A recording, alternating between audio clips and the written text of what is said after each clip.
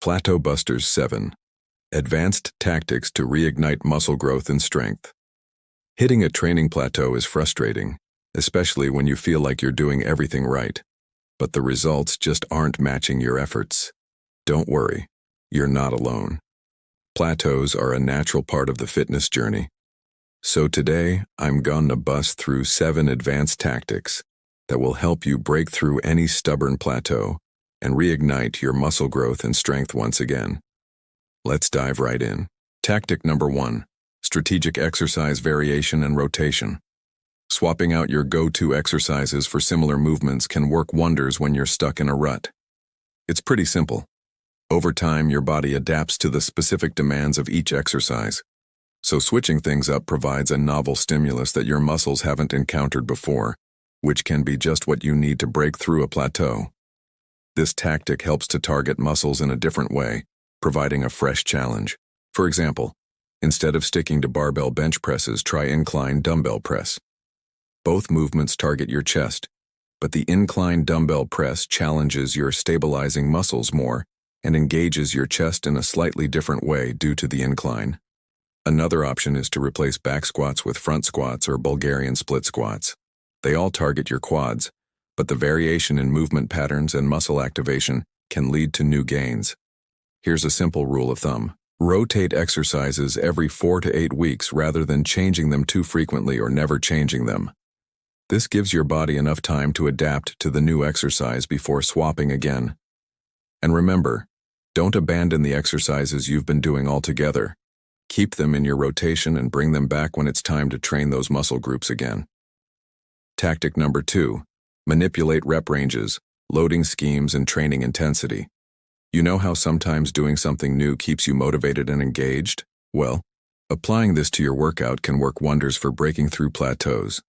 Try shifting your rep ranges.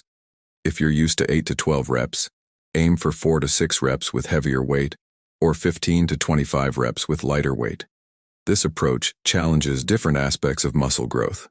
Lower reps with heavier weight focus on myofibrillar hypertrophy and strength, while higher reps with lighter weight emphasize sarcoplasmic hypertrophy and muscular endurance. It's important to note that when you change your rep range, you might need to adjust the amount of weight you use.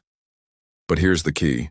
Make sure you still train close to failure within these new rep ranges. For example, if you're going for 4 to 6 reps, you shouldn't be able to do more than 6 reps. If you find yourself doing 8 or 10 reps, it's time to up the weight. The same goes for the higher rep ranges. If you're aiming for 15 to 25 reps and you finish a set with less than 15 reps, increase the weight load. By training close to failure in your new rep ranges, you ensure that you're challenging your muscles in a way that promotes growth and strength gains. Tactic 3. Drop sets, rest pause, and supersets. These techniques can add a ton of variety to your workouts, but it's crucial to use them strategically and sparingly. Drop sets, rest pause sets, and supersets can significantly increase training volume and metabolic stress, while also boosting muscle fiber recruitment. Drop sets are a fantastic way to increase muscle damage and metabolic stress. Here's how they work. Perform a set to near failure. Immediately reduce the weight by 10 to 30% and go for a few more reps. Repeat this reduction in reps process one more time. Drop sets are best suited for isolation or machine exercises like bicep curls or chest press. Rest pause sets also involve taking a set to near failure, but instead of dropping the weight, you take a very short rest of about 10 to 20 seconds and push out a few more reps. Repeat this 1 to 2 times for a total of 3 sets. This technique is excellent for compound movements like squats or deadlifts. Supersets can be a great way to boost both strength and endurance. Pair 2 exercises back-to-back with minimal rest in between, targeting either opposing muscle groups like biceps and triceps, or the same muscle group like chest and rear delts.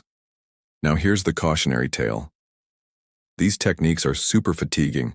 Use them for only 1 or 2 exercises per workout, preferably at the end and not every single session. Save the other exercises in your routine for when you're feeling fresh. Tactic 4. Change your training frequency or your training split. If you've been training a muscle once a week, consider bumping it up to twice. Smaller muscle groups like calves, biceps, and triceps can even handle 3 sessions per week. If you've been on one training split for a while, say a bro split, or upper lower. Try something new like push-pull legs or full body for a phase. This can help re-energize your workouts and boost overall volume. Just be sure to adjust the volume per session to match the frequency change. Tactic 5. Nutrition and recovery. Your secret weapon against plateaus. I can't emphasize enough how often gains stall because of inadequate nutrition or recovery, even when people are training really well. It's essential to constantly evaluate these factors. Let's start with calorie intake. Are you truly in a slight caloric surplus for muscle gain? Even if you're tracking calories diligently, consider tracking for an entire week before making adjustments. Aim for a surplus of 200 to 300 calories per day and increase gradually if needed. Next, examine your protein intake. Are you hitting the recommended 1.6 to 2.2 grams per kilogram of body weight? If not, it's time to up your protein intake. Now let's talk about sleep. Are you still getting that sweet 7 to 9 hours of quality sleep? Sleep is vital for recovery and muscle growth, and even a slight dip in sleep quality or quantity can affect your gains. Finally, let's address stress. Life stressors can significantly impact recovery. Have there been any major changes in your life lately? If so, your body might be struggling to cope, impacting your gains. Tactic 6. Periodization, the long game. Periodization involves planning variations in training variables over time. While not as fancy as it sounds, it can be a game changer for long-term progress. Instead of reacting to plateaus, periodization lets you systematically manage fatigue and prevent adaptation. Here's a simple approach to implementing periodization. Start with an 8 to 12 week block, what I call an accumulation or volume block. Focus on higher reps, moderate weight, and prioritize muscle growth. This block lays the foundation for strength gains. After the accumulation block, shift to an 8 to 12 week intensification or strength block. Here's where you focus on lower reps, heavier weight, and strength development. This block builds a stronger foundation for future muscle building blocks. Finally, incorporate a 1 to 2 week long deload or recovery block. During this period, reduce volume and intensity to allow your body to recover, rebuild, and come back stronger.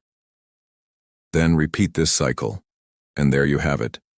Each tactic offers a unique approach to breaking through plateaus and reigniting your progress. Remember, consistency is key. Stick to your chosen tactic for at least 4 to 6 weeks to see results. If one tactic doesn't work, move on to the next until you find what works for you. Breaking through a plateau might take some trial and error, but with these tactics in your arsenal, you'll be back on track in no time. Stay dedicated, stay motivated, and keep pushing your limits. Until next time, happy plateau busting.